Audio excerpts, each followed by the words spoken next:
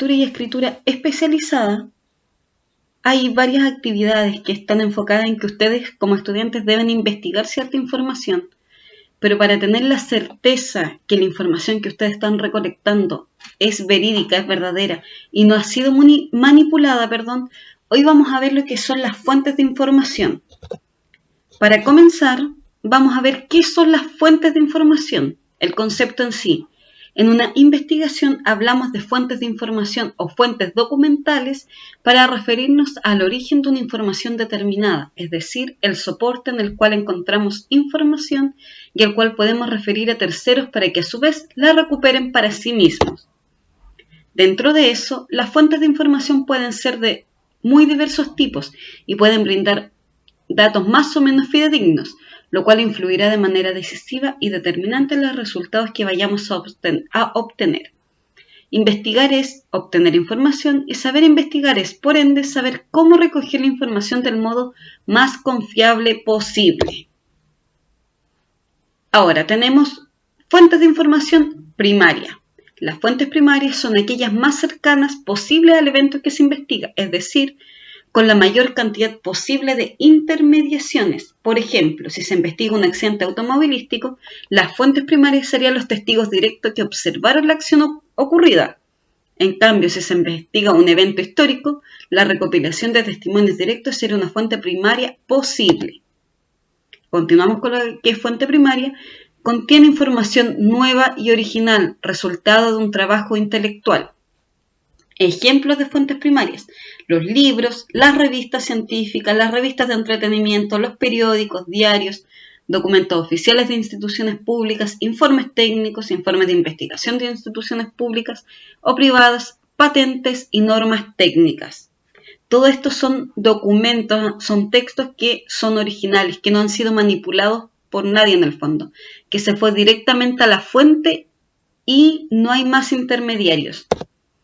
Dentro de lo que son las fuentes secundarias, se basan en las primarias y les da algún tipo de tratamiento, ya sea de síntesis, de análisis, de interpretación o de evaluación, para proponer a su vez nuevas formas de información. Por ejemplo, si se investiga un evento histórico, las fuentes secundarias serían aquellos libros escritos al respecto tiempo después de ocurrido el suceso, basándose en fuentes primarias o directas. Si lo que se investiga, como en el ejemplo anterior, es un accidente, entonces un resumen de los testimonios de los testigos escrito por la policía constituye una fuente secundaria. ¿Por qué? Porque aquí ya hay una interpretación, ¿cierto?, de lo que se dijo, o también podría ser un resumen. Las fuentes secundarias entonces contienen información organizada, elaborada, producto de un análisis, extracción o reorganización que refiere a documentos primarios originales. ¿Cuáles son fuentes secundarias? Las enciclopedias, las antologías, los directorios, los libros o artículos que interpretan otros trabajos o investigaciones. Si vamos a los ensayos que hemos estado realizando y de los cuales hemos estado hablando, un ensayo también sería una fuente secundaria de información. Y las fuentes terciarias comprenden documentos que informan sobre títulos de revistas, catálogos de libros. Son parte de las fuentes terciarias los índices, los directorios, guías, las bibliografías, los catálogos. Solo es donde informan los títulos de ciertas cosas, donde están los apartados. Si yo, por ejemplo, quiero investigar algo y a lo mejor solo necesito el título, solo necesito ver en qué página se ubica, recurro a una fuente terciaria. Si yo lo que quiero es analizar un libro, por ejemplo, es una fuente secundaria porque yo recurrí ya a un texto.